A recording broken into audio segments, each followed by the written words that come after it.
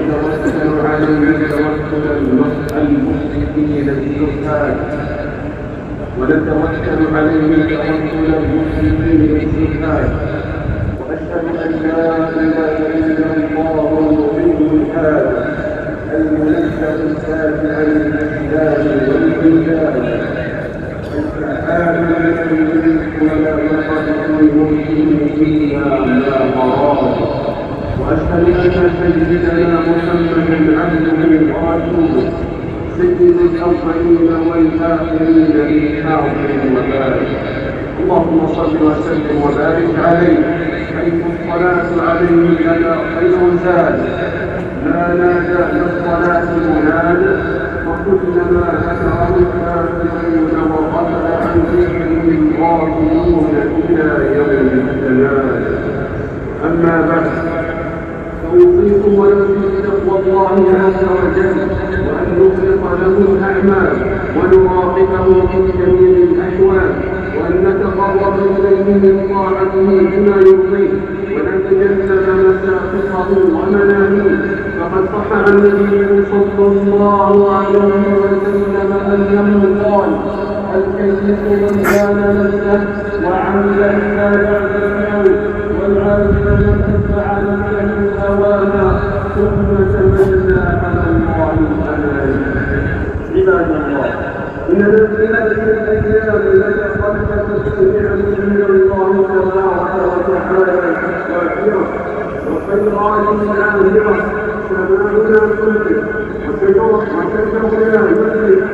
وأرضنا يسر فتحرك الباب من أبواب السماء فعامل بخير جميع أرضنا فامتلأت السكون والولدان والآباء وارتوت الأرض والأشجار اللهم زدنا من فضلك ورحمتك اللهم زدنا من فضلك ورحمتك فإنه لا يملكها إلا أنت سبحانك وبحمدك اللهم سقيا رحمتي لا سقيا عذاب ولا هدم ولا غار أيها المسلمون الدنيا دار ابتلاءات ونعم والحمد لمن تحرج بنفسه ودينه حتى لا يقع في الفتن لينجو منها وأكبر الحق صورا من يغتر الدنيا وآلهها فآثرها على الآخرة ورضي بها من الآخرة فمن اعتبر بحمد الله واستنار بنور الله وتمسك بكتاب الله استقام ونجا ومن أمسك السبب وأغلق عينه عن النور وصد عن الصراط المستقيم تاه وهلك والعياذ بالله تبارك وتعالى عباد الله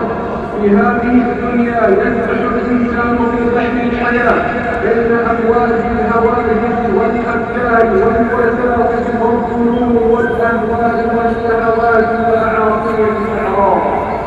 والذي خلق الإنسان وخلق فيه أفكاره ووساوسه وغرائزه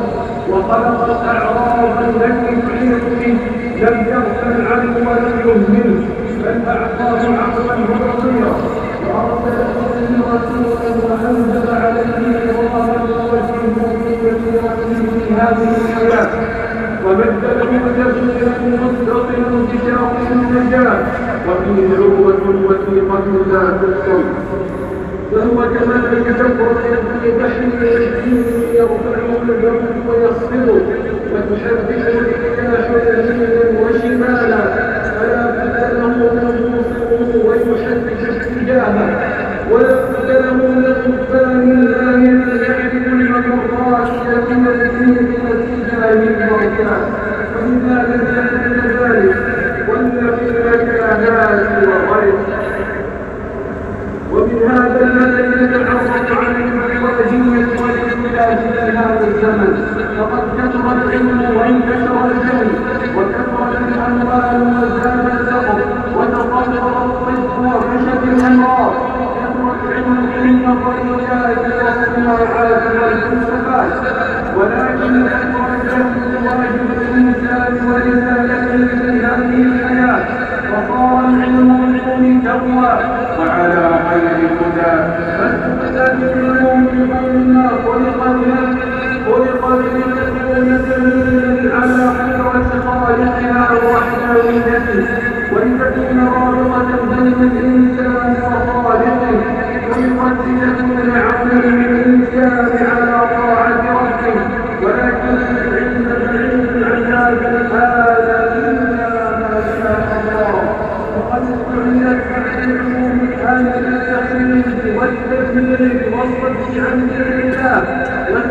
الزاد الضعيف، والسبب في ذلك هو فضل العلم عن الإيمان. فإلى متى هذه الجهالة؟ لقد تطور الاقتصاد وكثرت الأموال وزادت النسبة صحا وفقرا ونزلت في جمع الأموال بالحلال والحرام بحق والحكم حقه كشاة لا البشر كلما زاد شوقا زاد عطشا. فبعض الناس يحسب بأن النعمة هي حيلة، ولكنه لا يوازي مسلما ولا يعلم على يقين. والسبب في ذلك الجهل بنظام الإسلام والجهل بالحسنى. أن أعظم الفوائد في حياتنا يكفي ونجد في الأمر ديننا، نعلم الخير ويغفر منه ما أردنا، ونعلم الشر ويغفر منه ما شئنا، نعلم الهدى ولا نذكر منه كله، ونعلم الضلال ولا نذكر منه كله. باعتمادنا على الله تبارك وتعالى، باعتمادنا على رحمة الله تعالى ومغفرته، وكأننا لا نقرأ القرآن. فلما ذكر الله تعالى أن رحمته وسعت كل شيء ذكر أهلها وأحق الناس بها. قال: فتبسمنا للذين يتقون ويؤتون الزكاة والذين آياتنا يؤمنون. فاتقوا الله يا أمة الإسلام، كنتم خير أمة أخرجت للناس تأمرون بالمعروف وتنهون عن المنكر وتؤمنون بالله، وكذلك جعلناكم أمة وسطا لتكونوا شهداء على الناس ويكون الرسول عليكم شهيدا. اللهم بارك لنا في القرآن العظيم وانفعنا بما من الآيات والذكر الحكيم. أقول قولي هذا وأستغفر الله لي